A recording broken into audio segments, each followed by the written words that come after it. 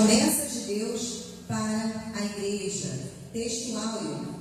Pois também eu te digo que tu és Pedro, e sobre esta pedra edificarei a minha igreja, e as portas do inferno não prevalecerão contra ela. Mateus capítulo 16, versículo 18.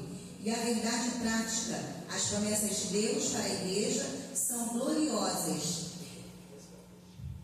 Promessas de vida eterna, de poder e glorificação final do nosso corpo. Glória a Jesus. Nós vamos abordar durante a aula. Vamos à leitura então, Bíblia em classe, Mateus capítulo 18, 28, 18 ao 20. Também Marcos 16, 15 ao 18 e Atos capítulo 1, 6 ao 8. Vamos fazer uma leitura participativa dos irmãos? Eu vou ler o primeiro versículo e aí cada irmão pode estar lendo o subsequente. Vem? Mateus 28, 18 diz: E chegando-se Jesus, falou-lhes, dizendo: É-me dado todo o poder no céu e na terra.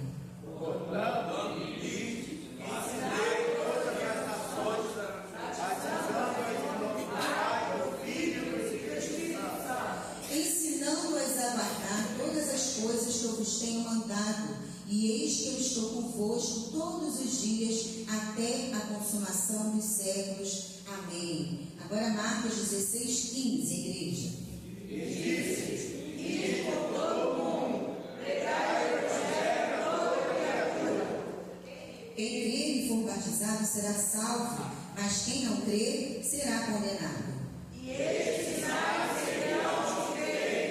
Em meu nome expulsarão demônios, falarão novas línguas. Pegarão as serpentes e se beberem alguma coisa mortífera, não lhes fará dano algum, e imporão as mãos sobre os enfermos e os curarão. Atos 1:6.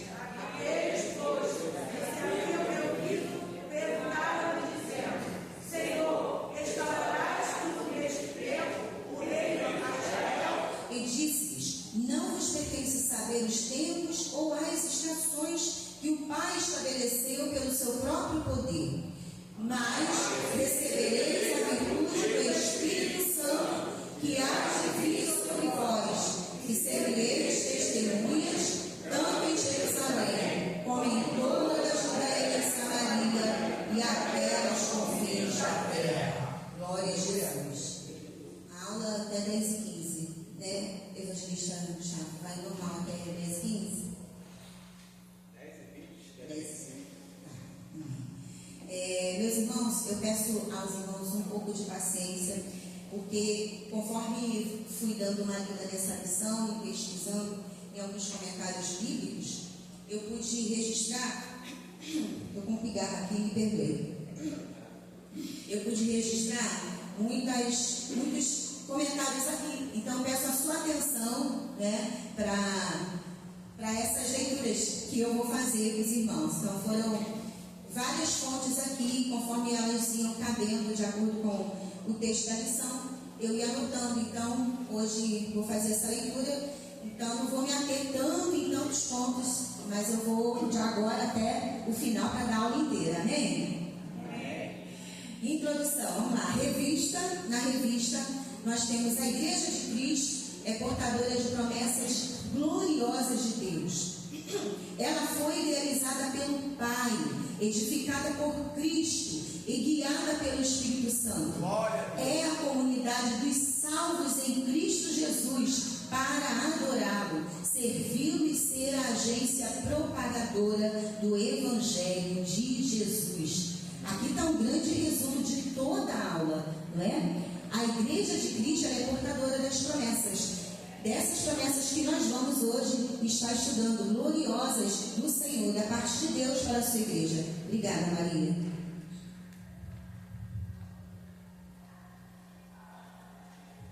Olha, Maria.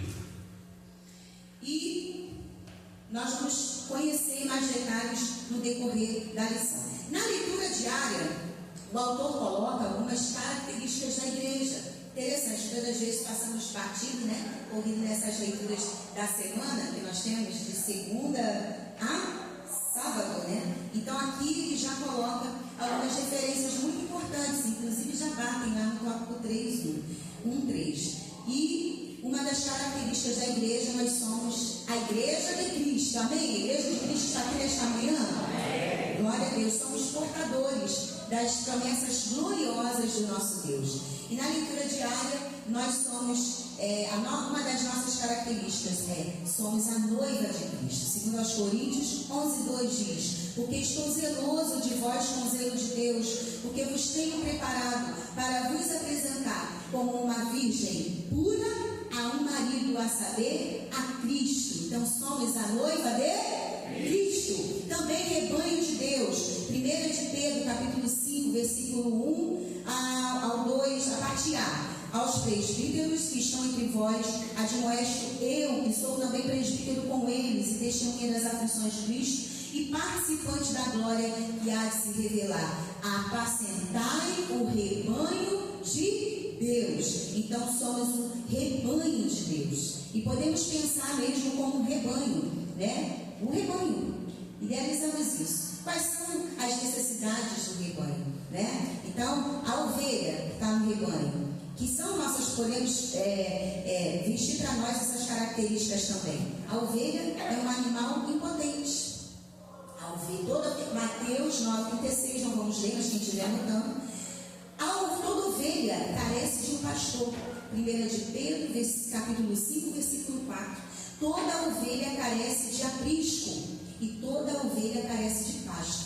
Então, a igreja de Cristo, nós temos um pastor, nós temos um aprisco, né? E nós carecemos de pasto, de comida. E graças ao bom Deus, nós temos um bom pasto aqui na DCM, né? Boa comida sendo entregue aos irmãos, né? As ovelhas aqui, nós não passamos fome, nós não temos desinteria, nós não paramos no hospital. Glórias ao Senhor por isso, né? Glória a Jesus. Corpo de Cristo, mais uma característica da igreja. Colossenses 1:24. Regozijo-me agora no que padeço por vós, e na minha carne cumpro o resto das aflições de Cristo, palavras de Paulo, pelo seu corpo, que é a igreja. Somos o corpo. Cristo é o cabeça da igreja, né? Glória a Deus. O templo de Deus, somos o templo de Deus, bem conhecido por nós. 1 aos Coríntios 3:16 diz: não sabeis vós que sois o templo de Deus e que o Espírito Santo habita em vós. Então somos o templo de Deus. Não a construção, né, os tijolos em si, mas templo de Deus, que é onde o Espírito Santo habita. Então a igreja do Senhor Jesus é a mais importante entidade que existe na terra. Bem verdade que a família é a célula madre da sociedade. A família, né? Quando estamos bem, a família está bem, a igreja também está bem, é o reflexo, né? Mas aqui, enquanto igreja do Senhor, é a mais importante entidade que existe na terra, e nós fazemos parte dela, somos privilegiados. Ela compreende todos os salvos e redimidos pelo sangue do Senhor, os quais foram libertados do pecado e alcançarem o direito de desfrutar a vida eterna. Pastor Gisiel Gomes. Então, para que a igreja existe? Para que a igreja existe? Então, queria a participação dos irmãos. Para que a igreja existe? Fazemos parte de um rebanho maravilhoso. Temos um pastor, temos o sumo pastor, temos o aprisco, temos um bom pasto. Mas para que a igreja existe? Qual o propósito da igreja? Os irmãos podem falar, porque bem fácil descer e afiada, né? Adorar a Deus. Adorar a Deus. Adorar a Deus. Dar continuidade àquilo que Cristo iniciou. Ir para todo mundo e pregar o Evangelho. Amém. De acordo aqui, né? Com o texto. O que mais? Irmão Paulo. Fortalecer a nossa fé. Amém. Para a nossa edificação, né? O que mais? Aprender para o céu. Amém. Glória a Deus. Tem mais? Glória a Deus. Os irmãos já disseram, a igreja existe para adorar a Deus em espírito e em verdade, para receber e manifestar a glória de Deus. Recebemos, manifestamos também. Vamos ver aqui. E a igreja existe para demonstrar o poder de Deus, para proclamar em todo mundo a sua palavra e desfrutar de plena comunhão com Ele. Então vamos ver sobre o texto áureo. Mateus capítulo 16, versículo 18, né? Em quem a igreja está edificada? A igreja está edificada em Cristo. O texto Paulo nos lembra essa verdade, Mateus 16, 18, a parte A. Lá no iniciozinho nós temos, quando diz, pois também, Mateus 16, 18a. Pois também eu te digo que tu és Pedro, e sobre esta pedra edificarei a minha igreja.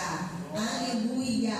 E as portas do inferno não prevalecerão contra ela. O significado, o pastor tem sempre nos explicado bem aqui, né? É só para lembrarmos da parte desse versículo, é que Cristo edificará a sua igreja sobre a verdade da confissão de Pedro, né? No versículo anterior, quando Jesus responde, tu és Pedro. Não, quando Pedro responde, tu és o Cristo, o Filho do Deus vivo. E aí Jesus afirma a Pedro, tu és Pedro. No grego, Pedros, né? Pastor sempre diz aqui, uma pequena pedra, um fragmento de pedra. E sobre esta pedra, que é uma pedra maciça, né? Que não é oca, é robusta, ela é rochosa, edificarei a minha igreja. Então faz referência a Pedro como uma pequena pedra. E a ele mesmo, a Jesus, como uma pedra maciça, que é a nossa rocha inabalável, é onde a igreja está edificada, e nós, as pequenas pedras, né? Glória a Jesus por isso, aleluia. E Petros, anotei aqui, deriva de Petra, e não pedra deriva-se de Petros. Cristo não deriva de cristão, mas o cristão deriva de Cristo. Glória a Deus. Pode falar, presbítero. É preciso se notar, é tão importante a língua portuguesa. Opa! Na Bíblia, muitas vezes ressalta a língua portuguesa aí, e é preciso observar. Sim. No assunto aí, Jesus e Pedro, não é? Sim, é Pedro o a diálogo pedra dos pequena, dois. não é? Jesus a pedra grande, a pedra de esquina. Aí Jesus faz referência a Pedro. Ele era essa igreja, e Jesus esta igreja. Jesus é referindo-se a esta igreja. A ele mesmo. A palavra esta é a si mesmo. Isso. E a esta é de quem se fala. Muito bom. Vamos aplaudir. Obrigada pela participação. Sempre acrescenta, né? Esta é quem fala. Essa é de quem se fala. Isso. Muito bem. Observar essas expressões na língua portuguesa do texto. Isso, essa está falando de alguém, e essa está apontando. Muito bem lembrado. É Jesus Cristo que é a pedra, o único alicerce da igreja. É Jesus Cristo. 1 Coríntios 3,11 diz, porque ninguém pode pôr outro fundamento além do que já está posto. E quem é esse fundamento? É Jesus Cristo, glória a Deus. Pedro declara que Jesus é a pedra viva, eleita e preciosa, a pedra que os edificadores rejeitaram.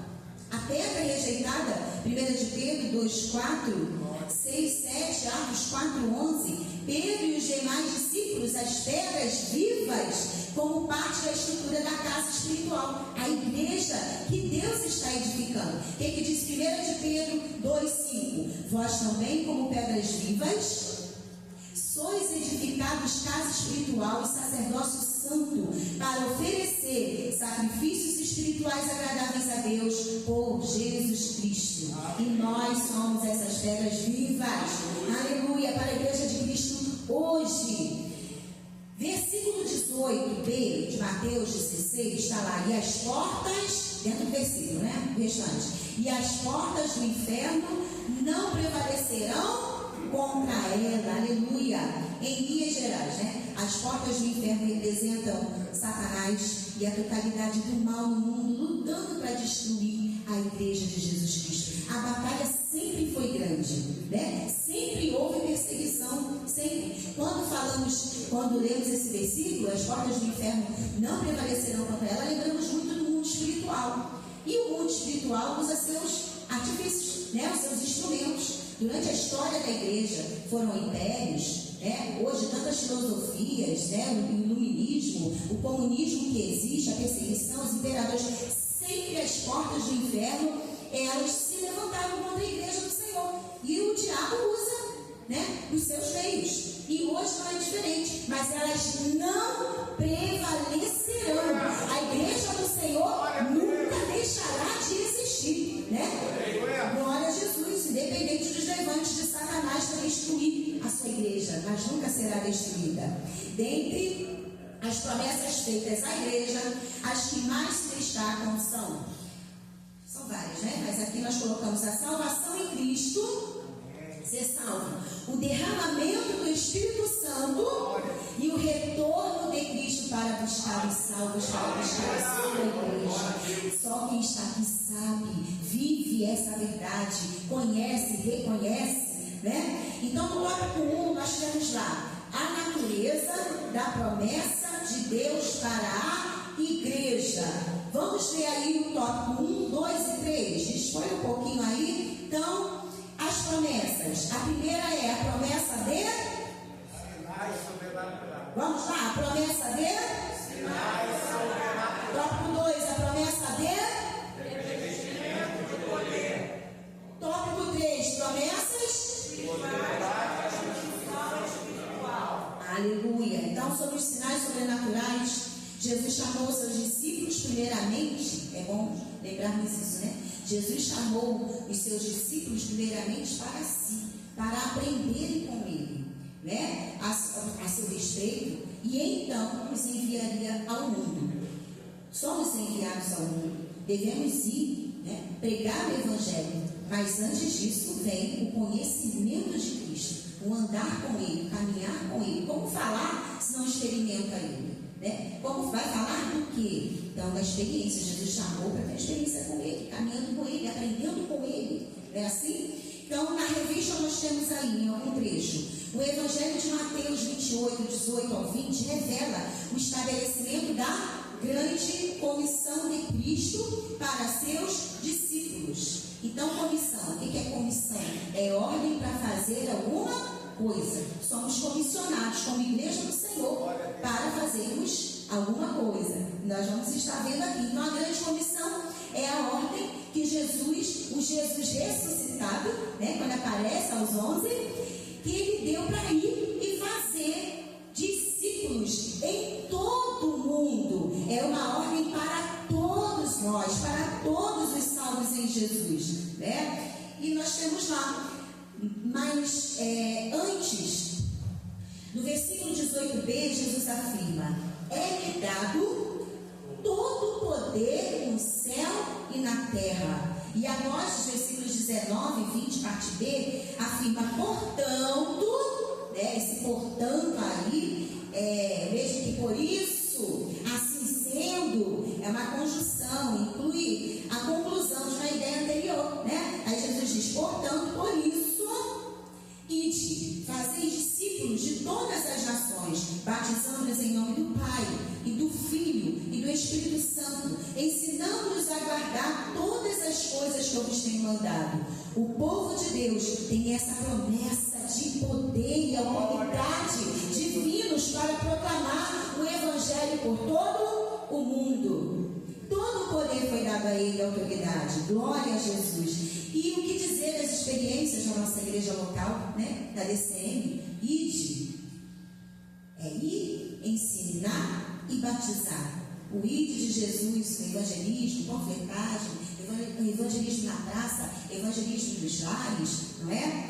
E ensinando, a IBD, terça-feira, o pastor aqui ensinando, né, nos grupos, nos departamentos, batizar, vamos ter batismo no final de novembro. Glória a Jesus, o evangelismo dos lares já está rendendo seu fruto, né? Jesus falou ali, muito feliz, que bênção. Glória a Jesus. E o batismo? Marcos 16. O batismo é um ato distinto de obediência, separado da salvação. Esta verdade é descrita pela ordem em que as palavras, quem crê e for batizado será salvo, mas quem não crê será condenado. Então a ordem está aí, quem crê, né? Quem crê e for for batizado será salvo, crer vem antes do batismo. E o Senhor acrescenta aí, quem não crer será condenado, versículo 16b. Deve-se observar que essa declaração negativa de Jesus, e quem não crer será condenado, não inclui uma referência aí ao batismo, é separado, né? Quem crer e for batizado será salvo, mas quem não crer será condenado. Essa crença não é no batismo, é a crença em Jesus. Então, o que salva uma pessoa é a fé viva em Jesus Cristo. Efésios 2,8 afirma desta maneira: pela graça sois salvos por meio da fé. Se o batismo fosse necessário para a salvação, o texto de Efésios 2,8 mudaria, né? Acrescentaria alguma coisa. Sois salvos por meio da fé e do batismo, né? Então, Efésios 2,8a diz que pela graça sois salvos por meio da fé. Mas é importante ressaltar, o pastor sempre diz: o salvo deseja batizar, porque o batismo é uma manifestação pública do testemunho de que já nasceu de novo, né? Glória a Jesus.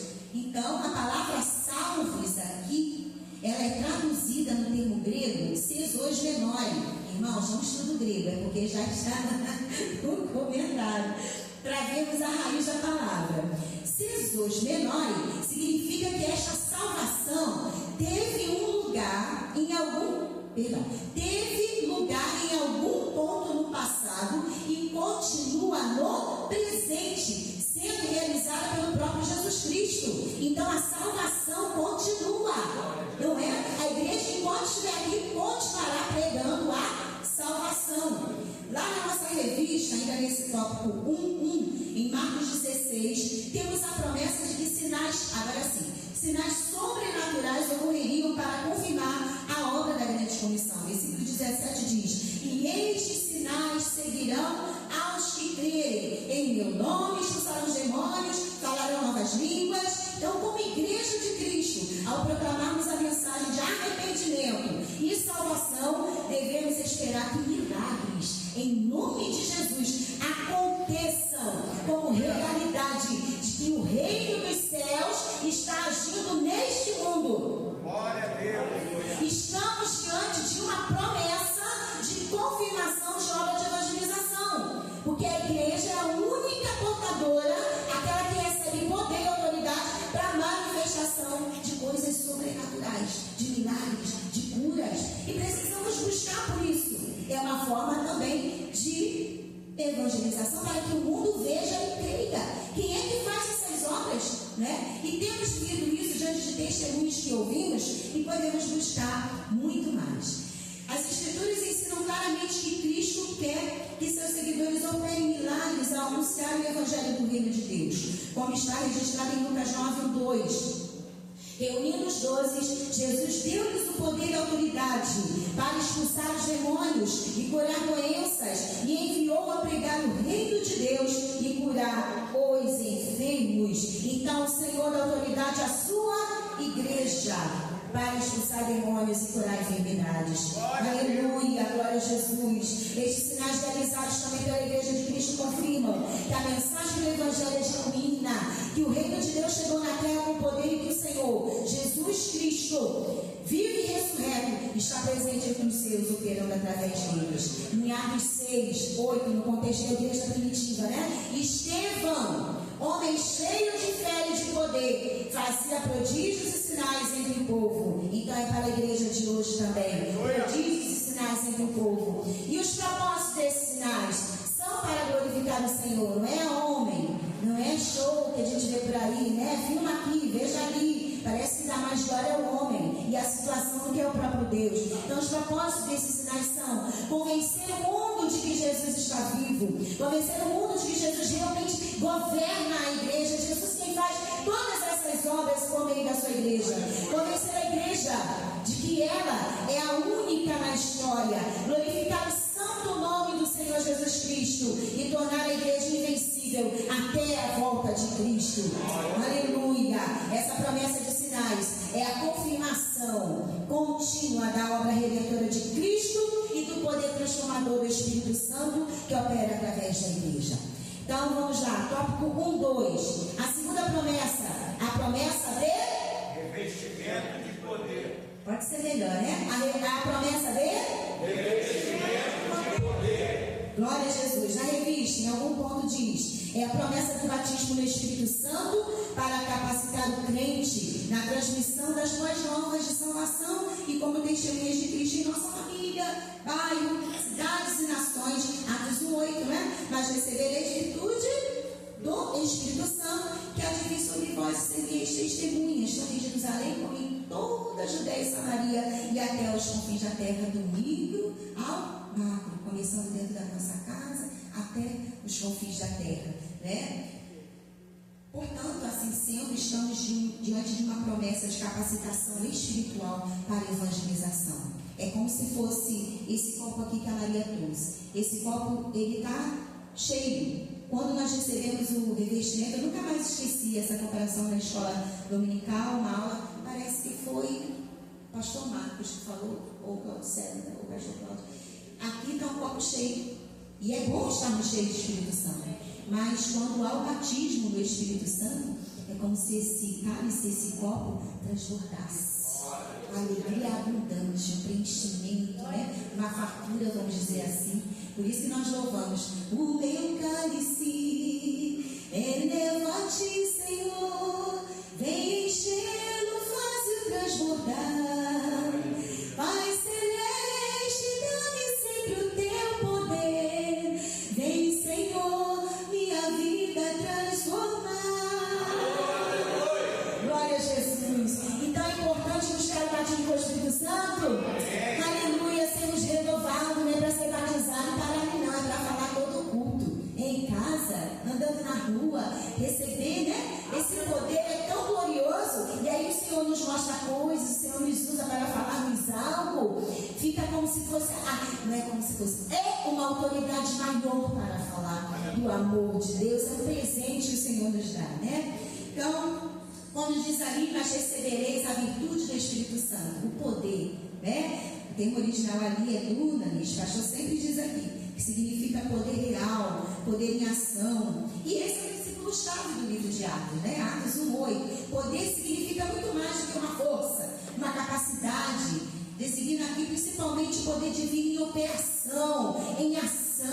O batismo no Espírito Santo trará o poder pessoal do Espírito Santo à vida do crente. Então, quem não é batizado, busque em todo o tempo até receber. E quem é, continuar falando, sendo renovado pelo Senhor, né? Então, o batismo no Espírito Santo não somente outorga poder para pregar Jesus como Senhor e Salvador, como também aumenta a eficácia desse testemunho. Tópico 3.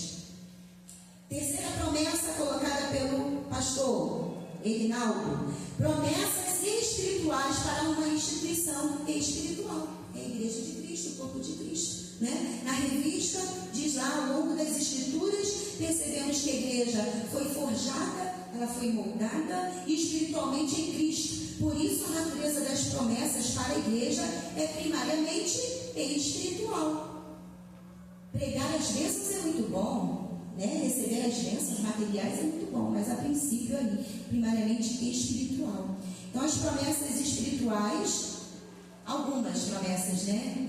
Não vamos discorrer tantas assim, para a igreja, incluem a promessa constante de Cristo, porque ele disse, eis que estou, ele foi assunto ao céu, mas antes de ir, ele disse, eis que estou convosco todos os dias. Nós não somos órfãos de pai, ele está conosco todos os dias. Então, uma promessa espiritual é que temos a presença do Senhor todos os dias, constantemente em nossas vidas. Haja que houver, o Senhor está conosco, né? A direção, a orientação do Espírito Santo. É bom acordar e dizermos, Espírito Santo de Deus, conduza o meu dia, conduza o meu caminhar, né? Dá-me direção, Ele nos dá direção. E a santificação progressiva dos crentes. Quando falo em santificação progressiva, eu lembro daquela escadinha que meu esposo sempre desenha aqui no quadro, né? Da santificação, que é um processo na vida do crente. E a vitória final sobre o mal.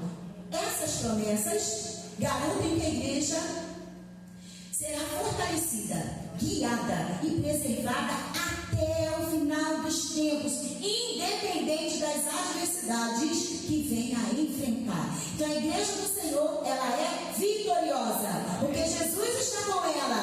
Ela tem a direção do Espírito Santo. Jesus não abandonou. Acham que houver, Ele está conosco, o Espírito Santo está conosco. É o povo que busca santificação e vai ter vitória até os últimos dias. Então é uma igreja vitoriosa, mesmo diante de lutas, diante de perseguições. A igreja do Senhor, as portas do inferno se levantam, mas nunca prevalecerão sobre a igreja do Senhor.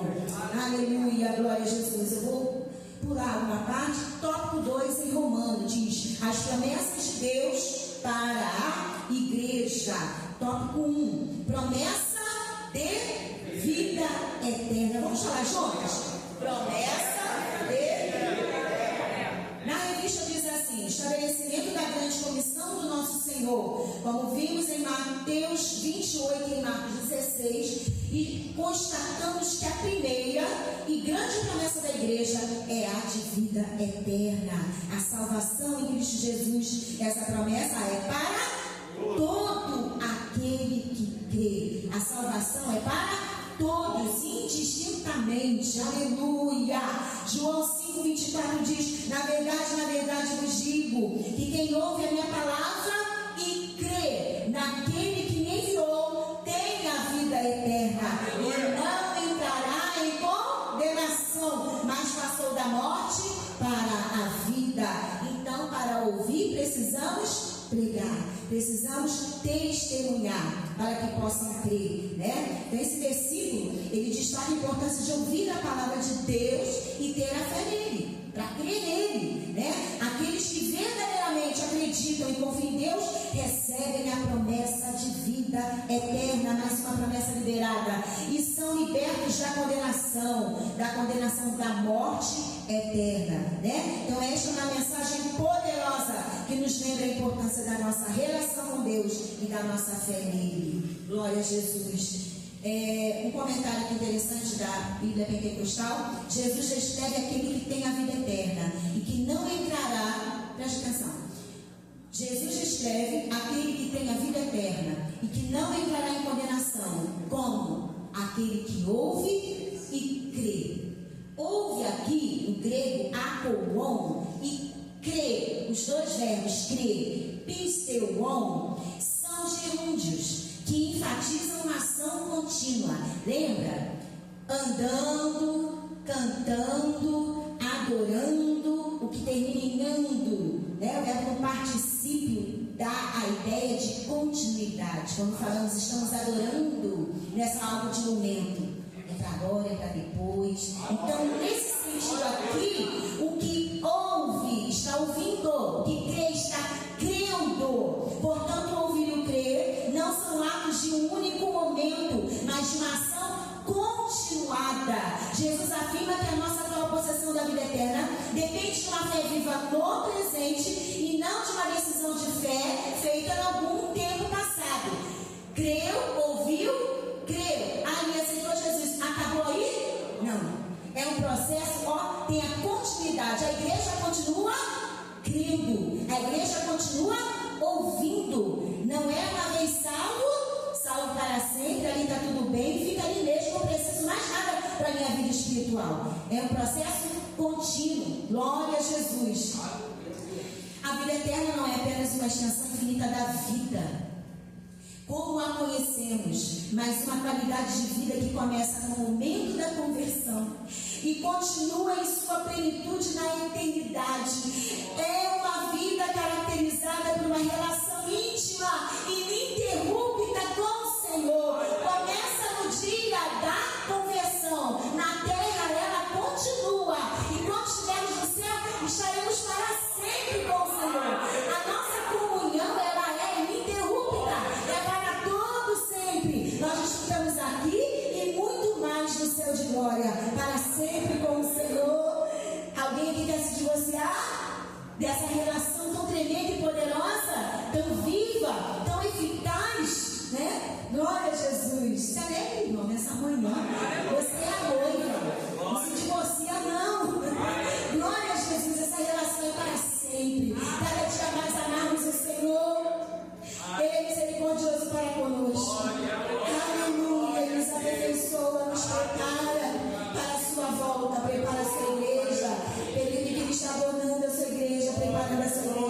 celestial, pura, imaculada.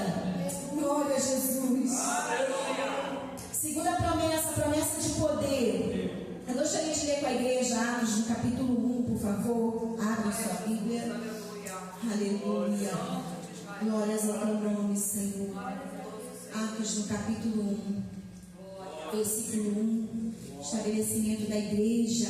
Fiz o primeiro tratado Teófilo acerca de tudo que Jesus começou não só a fazer, mas a ensinar, até o dia em que foi recebido em cima, depois de ter dado mandamentos pelo Espírito Santo aos apóstolos que escolhera, antes de ser assunto ao céu, aos quais também, depois de ter padecido, se apresentou vivo com muitas e infalíveis provas, sendo visto por eles por espaço de 40 dias e falando do que respeita ao reino de Deus. Mas antes eles já tinham tido uma experiência, com Jesus. Por quanto tempo no ministério de Jesus?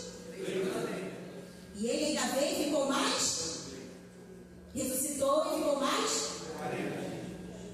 E estando com eles, determinou-lhes que não se ausentassem de Jerusalém, mas que esperassem a promessa do Pai, que disse ele: de mim ouvistes. Porque na verdade João batizou com água, mas vós sereis batizados com o Espírito Santo, não muito depois desses dias. Aqueles, pois, que se haviam reunido, perguntaram-lhe, dizendo: Senhor, restaurarás tu neste tempo o reino de Israel? E disse-lhes: não vos pertence saber os tempos ou as estações que o Pai estabeleceu pelo seu próprio poder, mas recebereis a virtude do Espírito Santo, que há de vir sobre vós, e sereis testemunhas, tanto em Jerusalém como em toda a Judeia e Samaria, até os confins da terra. E quando dizia isto, vendo eles, foi elevado às alturas, e uma nuvem o recebeu, ocultando-a a seus olhos. Que coisa gloriosa! Ele deixou uma promessa para a sua igreja.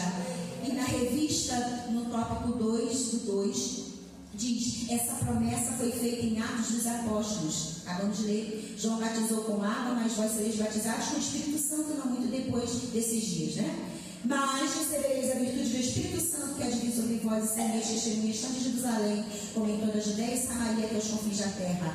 Foi experimentada naquele tempo e ao longo da história da igreja, tem sido confirmada novamente na vida de milhares de servos de Deus. Experimentaram o batismo do Espírito Santo e recebem dons espirituais preciosos para fazer a obra de Deus com fé e ousadia.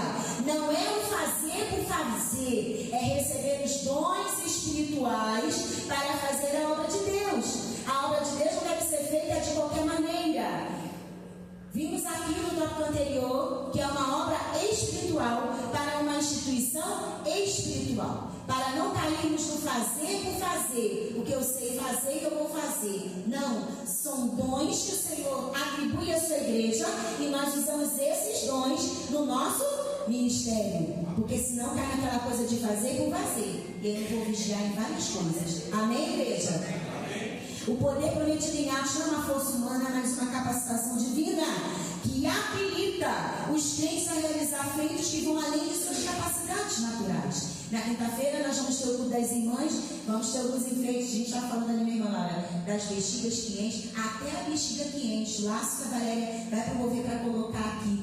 Tudo é para o reino de Deus. Fazemos com motivação espiritual e aplicando os dons que o Senhor nos deu, as nossas habilidades também. Amém? Glória a Jesus. E ali os dons espirituais, conhecemos bem, Dom da fé, a palavra de conhecimento, profecia, discernimento de espíritos.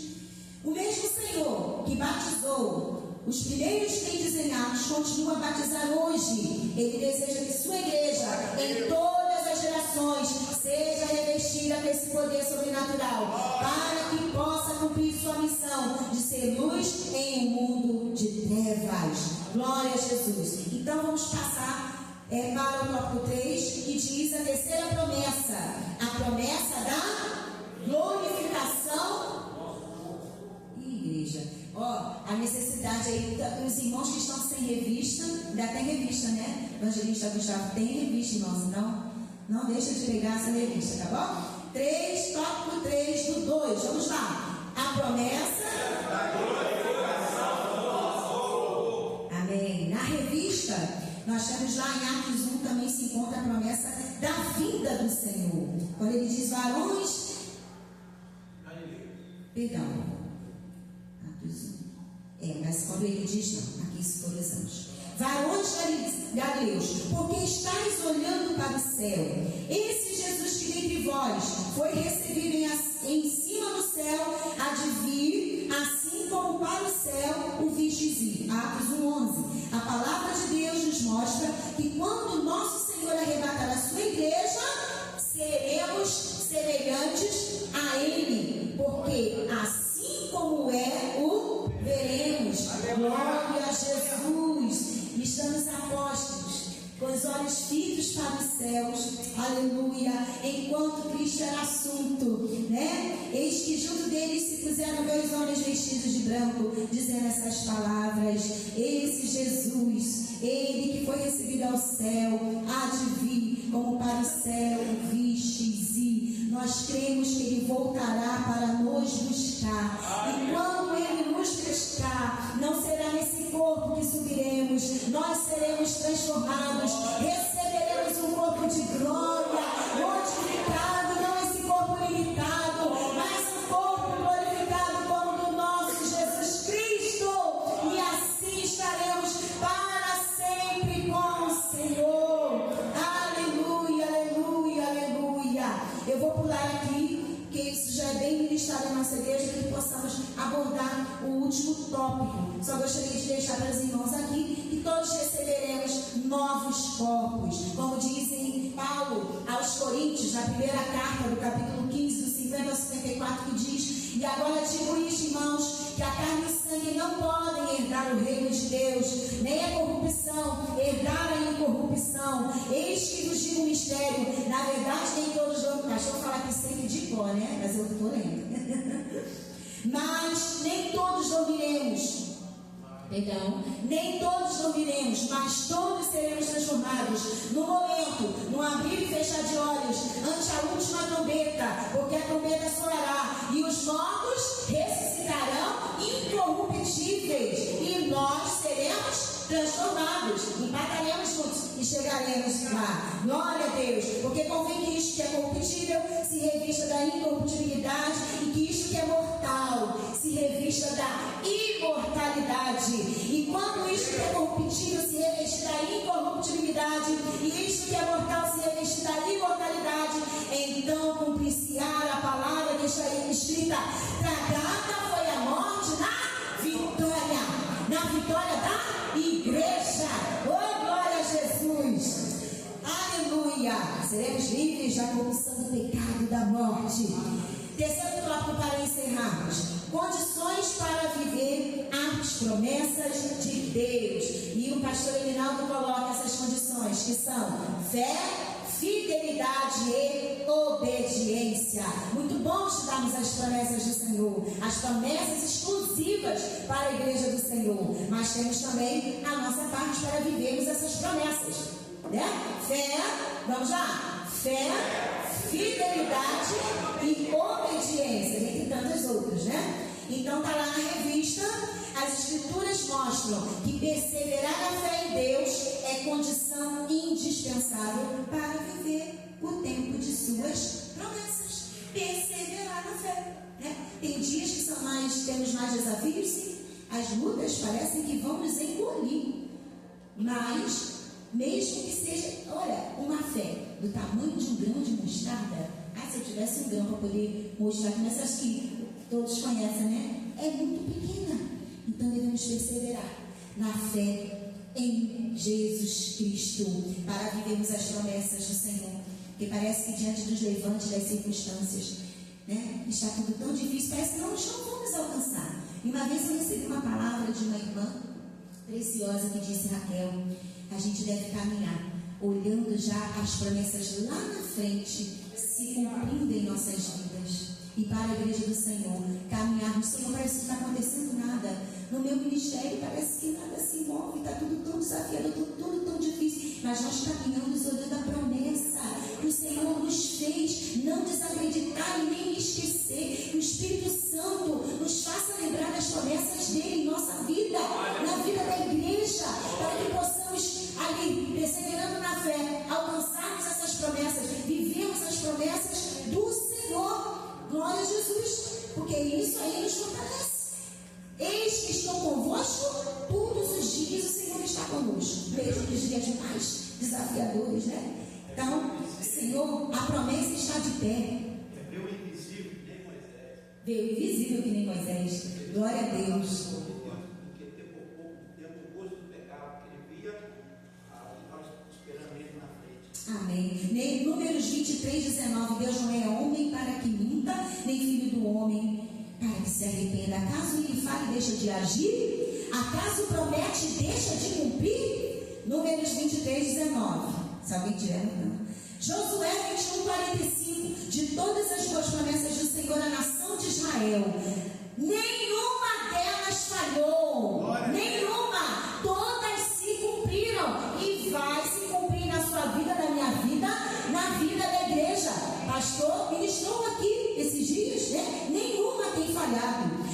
Neemias 9, do 7 ao 8. Tu és, Senhor, o Deus que escolheu Abrão, trouxe de Ur dos caldeus e deu o nome de Abraão. Viste que o coração dele era fiel e fizeste com ele uma aliança, prometendo dar aos seus descendentes a terra dos cananeus, dos hititas, dos amorreus, dos ferezeus, dos jebuseus, dos gigazeus. O Senhor deu, ele prometeu, e cumpriste a tua promessa, porque tu és justo. Esse mesmo Deus que é justiça, ele há de cumprir na nossa vida também.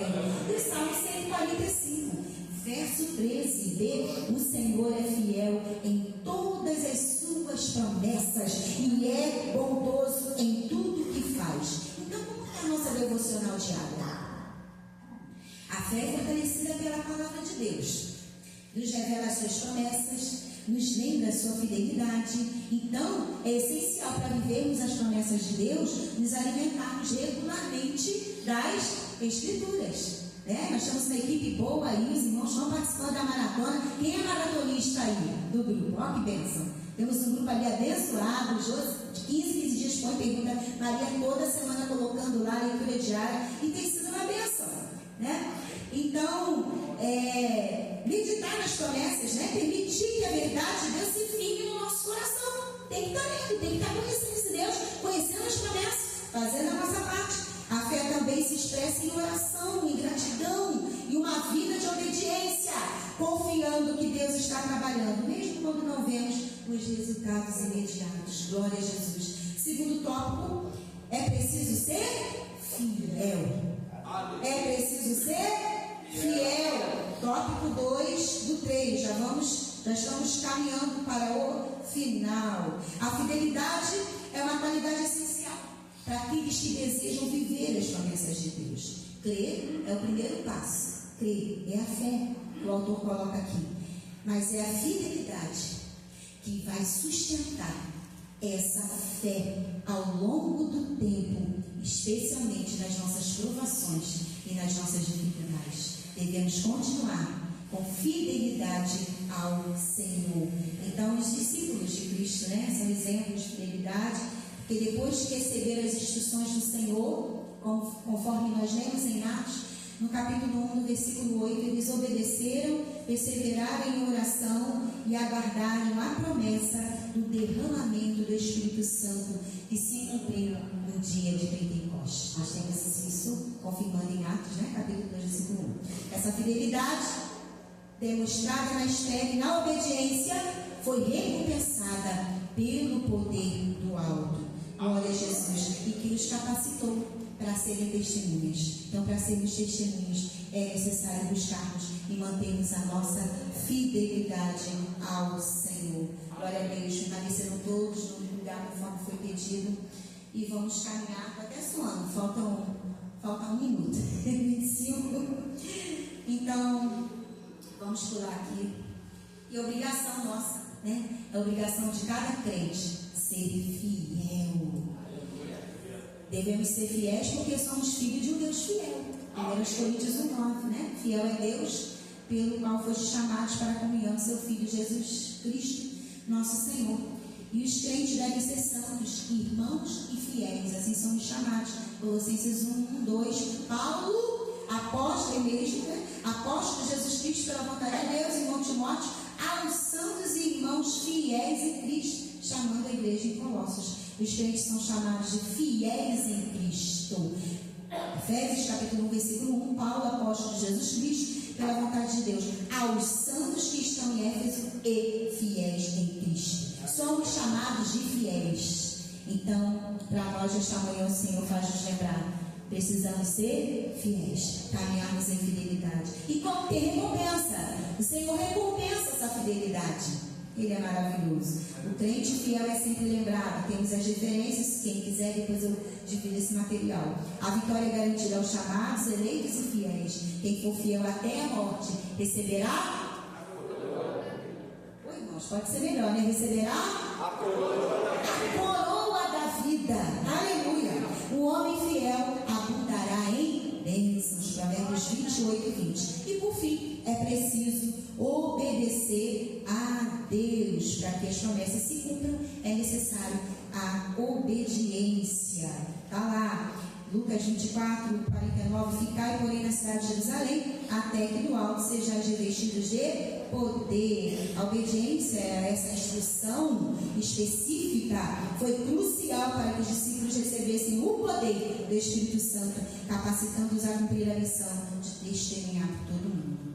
E no final, nós temos aqui a obediência na perspectiva bíblica não é apenas uma ação externa, mas uma expressão de um coração submisso à autoridade de Deus. Faz voluntariamente, faz de coração, não faz religiosamente, não faz por costume, né? No Antigo Testamento, o profeta Samuel, que destaca aí na lição, né? Destacou o valor da obediência ao confrontar o rei Saul.